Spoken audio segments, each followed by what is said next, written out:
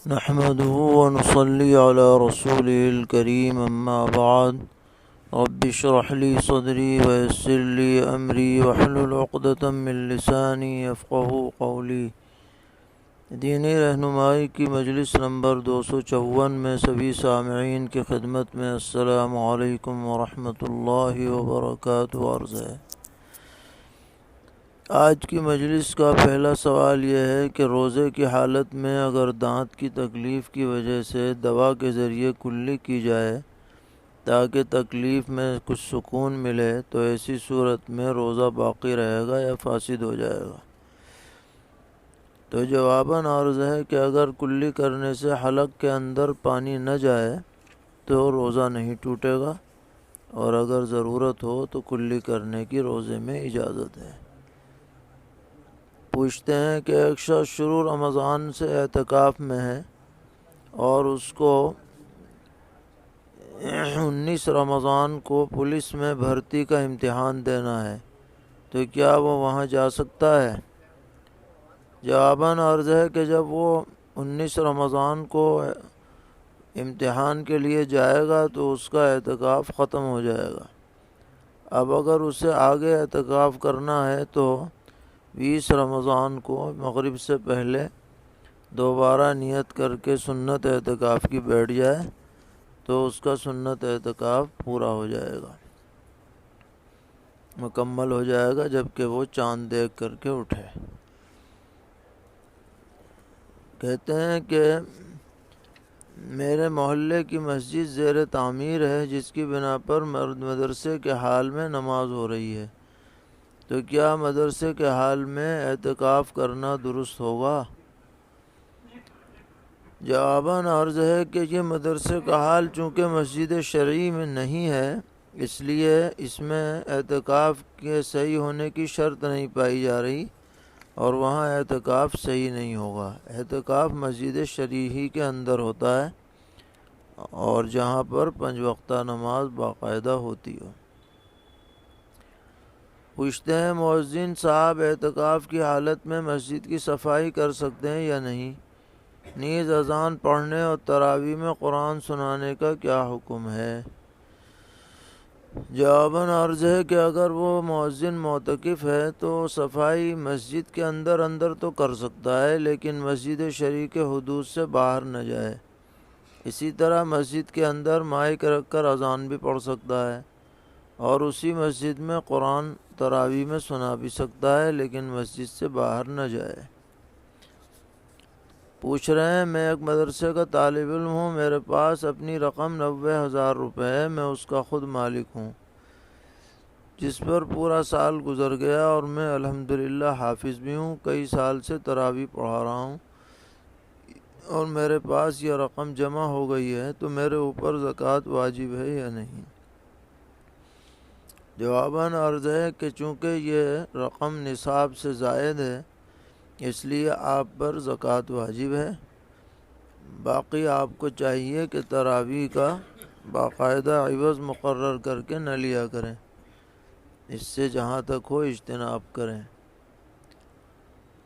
پوچھتے ہیں زید کے پاس 1,00,000 روپے کا سونا ہے لیکن وہ گروی رکھا ہوا ہے اور 50,000 روپے کسی کاروبار میں لگے ہوئے ہیں جس پر سال گزر گیا ہے، اور زید 4 لاکھ کا قرض دار بھی ہے، تو کیا زید پر وہ زکوٰۃ واجب ہوگی یا نہیں؟ جواباً عرض ہے کہ چونکہ زید کے پاس مالیت سے زیادہ قرض ذمہ ہے اس لیے اس پر زکوٰۃ واجب نہیں ہے۔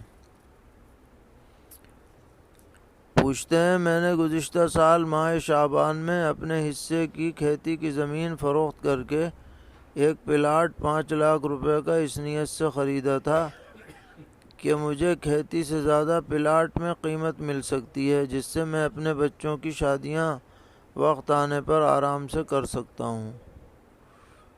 اب یہ پلاٹ ہی میرا گویا کہ کل سرمایہ ہے، تو میرے اوپر زکوٰۃ واجب ہوگی یا نہیں؟ جواباً عرض ہے کہ چونکہ آپ نے یہ پلاٹ بیچنے ہی کی نیت سے خریدا ہے تو یہ آپ کے لیے مال تجارت کے درجے میں ہر سال اس کی قیمت لگا کر زکوٰۃ دینی واجب ہے۔ آپ زکوٰۃ خوش دلی سے دیں گے تو اللہ تعالیٰ برکت عطا فرمائیں گے۔ پوچھتے ہیں سالہ سال سے کارخانے میں بڑی تعداد میں نمونے موجود ہیں جو کہ پیتل کے ہیں، ان کی زکوٰۃ کا کیا حکم ہے؟ جواباً عرض ہے کہ اگر یہ نمونے فروخت کی غرض سے بنائے گئے ہیں کہ انہیں بیچا جائے گا تو ان کی قیمت پر حسب ضابطہ زکوٰۃ واجب ہوگی، یعنی جس وقت آپ سال کا حساب لگاتے ہیں تو ان کی قیمت بھی جوڑ لیں۔ اور اگر انہیں صرف سانچے کے طور پر بنایا گیا ہے کہ ان کو سامنے رکھ کر دوسرے عدد بنائے جائیں گے، انہیں نہیں بیچا جائے گا، تو یہ اوزار کے درجے میں ہوں گے اور ان کی قیمت پر زکوٰۃ واجب نہیں ہوگی۔ پوچھتے ہیں سونے کا نصاب کتنا ہے؟ اگر کسی عورت کے پاس 32 گرام سونا ہے اور اس کے علاوہ نہ کوئی کیش ہے نہ چاندی، تو اس پر زکوٰۃ واجب ہوگی یا نہیں؟ تو اس کا جواب یہ ہے کہ سونے کا نصاب 87.5 گرام بیٹھتا ہے، لہذا جس کے پاس صرف 32 گرام ہے اور کوئی اس کے ساتھ روپیہ اور چاندی وغیرہ بھی نہیں ہے تو اس پر زکوٰۃ واجب نہیں ہوگی۔ سوال کر رہے ہیں کہ ایک مریض نے جسے بار بار بوتل لگوانے کی ضرورت پڑتی ہے، ہاتھ پر کینولا لگوا رکھا ہے، تو وضو کرتے وقت اس پر مسح کرنا کیسا ہے؟ جواباً عرض ہے کہ ہاں، اس کو ان کینولے کے اوپر مسح کیا جائے گا، بقیہ جو حصہ دھلا جا سکے اسے دھویا جائے اور اس پر مسح کیا جائے۔ پوچھتے ہیں صرف گوبر سے گھر اور آنگن کی لپائی کرنا کیسا ہے؟ یا گوبر مٹی ملا کر؟ اگر اکثریت گوبر ہو اور گوبر کا رنگ غالب ہو تو اس سے گھر اور آنگن کی لپائی کرنے کا کیا حکم ہے؟ اور اگر زمین سوکھ جائے اور گوبر کے ذرات پیر میں لگ جائیں تو کیا پیر دھونا ضروری ہے؟ جواباً عرض ہے کہ گوبر کو مٹی میں ملا کر دیواروں وغیرہ پر لپائی کرنے میں تو کوئی حرج نہیں ہے، البتہ زمین پر اگر لپائی کی جائے اور گوبر غالب ہو اور تر ہو تو وہ جہاں بھی لگے گا وہ ناپاک ہو جائے گا، اور اگر وہ سوکھ جائے تو اس پر کوئی کپڑا وغیرہ بچھا کر نماز پڑھی جا سکتی ہے۔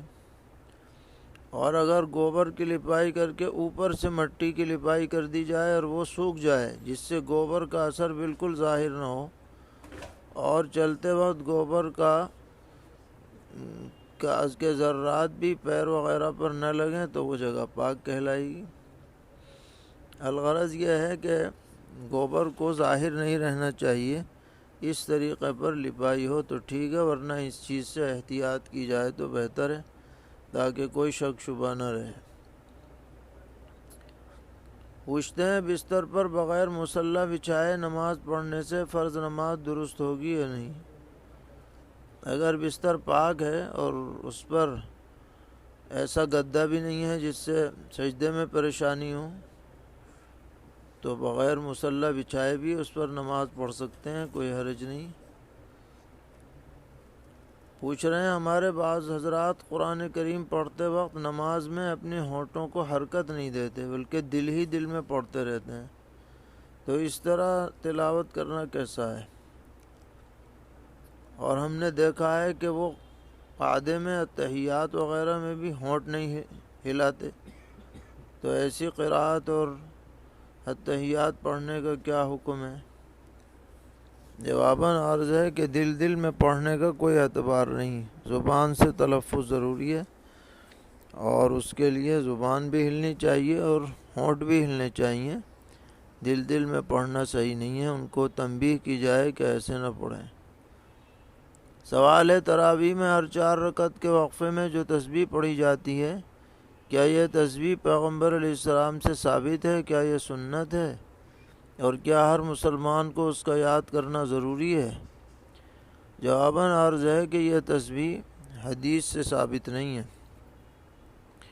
بلکہ بعض فقہا نے سہولت کے لیے اسے لکھ دیا ہے، اسے نہ سنت سمجھا جائے نہ ضروری سمجھا جائے، بلکہ تربیہ میں آدمی کوئی بھی ذکر کر سکتا ہے، تلاوت کر سکتا ہے، چاہے تو یہ تسبیح بھی پڑھ لے، کوئی ناجائز یہ بھی نہیں ہے، اور آواز میں آواز ملا کے تو بالکل ہی نہیں پڑھنا چاہیے۔ پوچھتے ہیں اگر مسجد میں بیٹھ کر قرآن کریم کی تلاوت کر رہے تھے، اسی دوران اذان ہو جائے تو کیا قرآن بند کر کے اذان کا جواب دیں یا پڑھتے رہیں؟ اور اگر گھر میں نماز پڑھ رہے ہوں اور اذان کی آواز آ جائے تو کیا کرنا چاہیے؟ جواباً عرض ہے کہ فقہا نے لکھا ہے کہ اگر مسجد میں تلاوت کر رہا ہو اور اسی مسجد میں اذان ہونے لگے تو تلاوت بند کرنا ضروری نہیں ہے، تلاوت کرتا رہے۔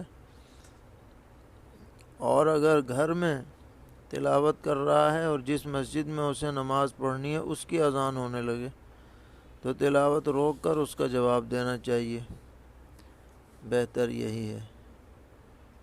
پوچھتے ہیں ایک شخص اپنے گھر سے نکل کر جائے ملازمت وطن اقامت میں کچھ دیر رک کر آگے 50 کلومیٹر کا سفر کرتا ہے، جبکہ وطن اقامت تک اس کے وطن اصلی کا فاصلہ 90 کلومیٹر ہے، تو اسے وطن اقامت سے آگے جو 50 کلومیٹر جائے گا وہاں نماز پوری پڑھنی ہے یا قصر؟ جواباً عرض ہے کہ اس صورت میں وہ قصر کرے گا، کیونکہ وطن اقامت میں اس نے قیام نہیں کیا، 15 دن اس کی نیت نہیں کی ہے۔ پوچھ رہے ہیں حج کرنے کی استطاعت ہونے کے باوجود اگر کوئی شخص دوسرے کے دیے ہوئے پیسے سے حج کرنے چلا جائے تو اس کا حج فرض ادا ہوگا یا نہیں؟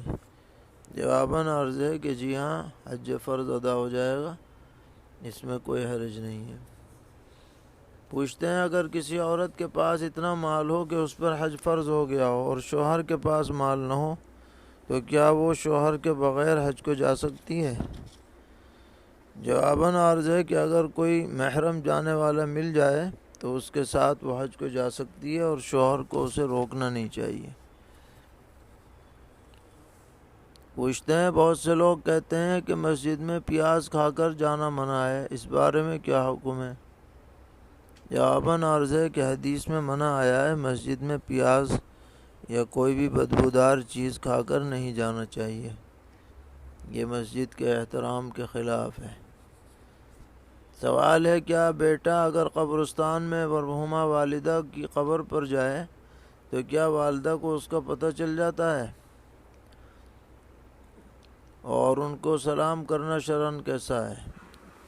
جواباً عرض ہے کہ بعض روایات سے معلوم ہوتا ہے کہ جب کسی عزیز قریب کی قبر پر آدمی جاتا ہے تو اس عزیز قریب کو قبر میں ایسی خوشی ہوتی ہے جیسے زندگی میں آدمی کسی عزیز سے ملنے جاتا ہے تو اس کو خوشی ہوتی ہے، اس لیے اعزاء کی قبر پر کبھی کبھی جانا چاہیے۔